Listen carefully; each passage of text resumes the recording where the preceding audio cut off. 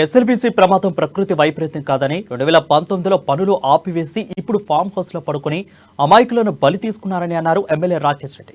Kakatiya textiles, BB Nagar AIIMS, Sammakka Saralamma విశ్వవిద్యాలయం ఎన్నో ఇచ్చింది కేంద్రమని అన్నారు.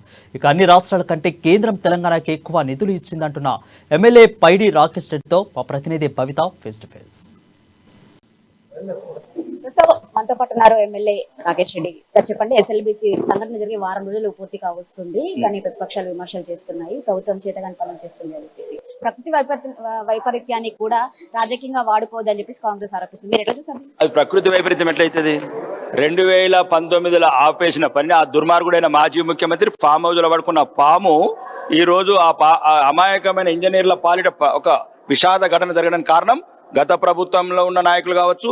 ఈ 2019 నుంచి ఇప్పటి వరకు సీఫేస్ వస్తున్నది, కూలిపోతున్నది అని తెలిసి కూడా ఈ రోజు వీళ్ళు ఎటువంటి భద్రత చర్యలు తీసుకోకుండా పని మొదలు పెట్టడం తప్పు.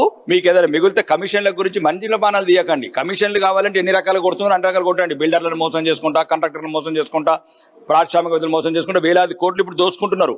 అలా అని అమాయక ఇంజనీర్లు లక్షలాది మందికి ఉపయోగపడే స్కీమ్లలో అమాయక ప్రజల ప్రాణాలు తీయకండి. సీఎం రేవంత్ రెడ్డి కిషన్ రెడ్డికి 9 పేజీలతో కూడినటువంటి ఒక లేఖను పంపించాడు. అందులో ప్రధానంగా కొన్ని అంశాలను లేవనెత్తుతూ ఇటు బెంగళూరులో కావచ్చు, చెన్నైలో కావచ్చు మెట్రో పనుల విస్తరణకు నిధులు ఇచ్చి హైదరాబాద్ కి ఎందుకు ఇవ్వట్లేదు, ఫేజ్ 2 విస్తరణ జరపాలని చెప్పేసి పదే మేము వేడుకుంటున్నప్పటికీ నిధులు మంజూరు చేయట్లేదు. ఇది కేవలం కేంద్ర మంత్రుల వైఫల్యం కాదా అని చెప్పేసి వాళ్ళు ఆరోపిస్తారు. కేంద్ర మంత్రుల వైఫల్యం కాదు, ఇక్కడున్న ముఖ్యమంత్రి మీద విశ్వాసం లేక అతనిచ్చే ప్రాజెక్ట్ రిపోర్ట్లు ఇంతకు ముందున్న కాళేశ్వరం కన్నా ఘోరం ఉన్నాయి. కాళేశ్వరం అన్న 1,50,000 కోట్లు కొట్టింది, కానీ ఇలా ఇప్పుడు రేవంత్ రెడ్డి 1,80,000 కోట్లు కొట్టేందుకు చేసిన ప్లాన్ ని పసిగట్టింది. కాబట్టి టెక్నికల్ కమిటీ ప్రాపర్ ప్లానింగ్ తో రమ్మంటున్నారు, ప్రాపర్ డాక్యుమెంటేషన్ తో రమ్మంటున్నారు, ప్రజలకు నష్టం జరగకుండా, పేద ప్రజలకు నష్టం జరగకుండా రమ్మంటున్నారు. కాబట్టి నువ్వు ప్రాపర్ గా ఏం చేస్తుంది?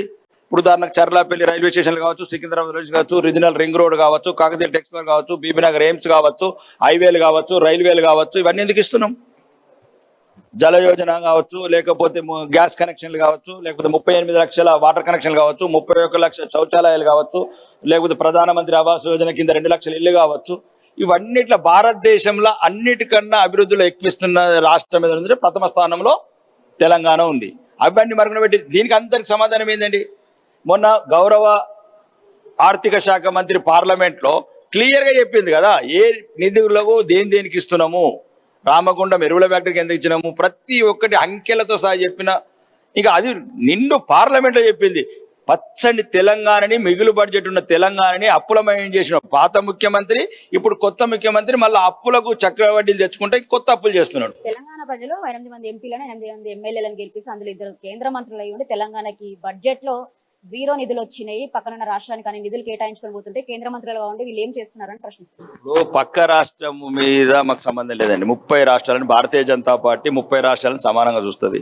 ఒకవేళ రేవంత్ రెడ్డి ఏమైనా ఇబ్బంది అయితే అల్లుడు ఏమైనా ఇబ్బంది పెడుతున్నాడు ఎందుకు నాకు అర్థం కాదు. ఆంధ్రవాడు కాబట్టి, ఆంధ్రాతను కాబట్టి ఇక్కడ 5,337 కోట్లు రైల్వే ప్రాజెక్టులకు ఇచ్చాము.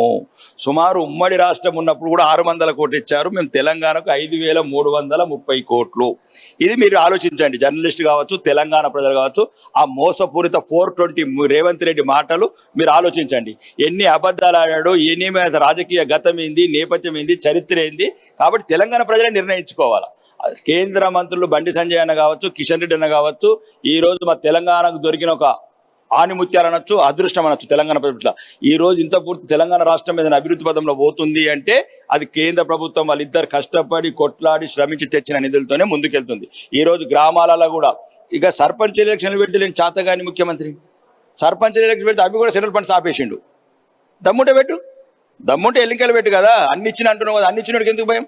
కాబట్టి అది అట్లాంటి మోసపూరిత చర్యలు, మోసపూరిత మాటలు తెలంగాణ ప్రజలు నమ్మరు.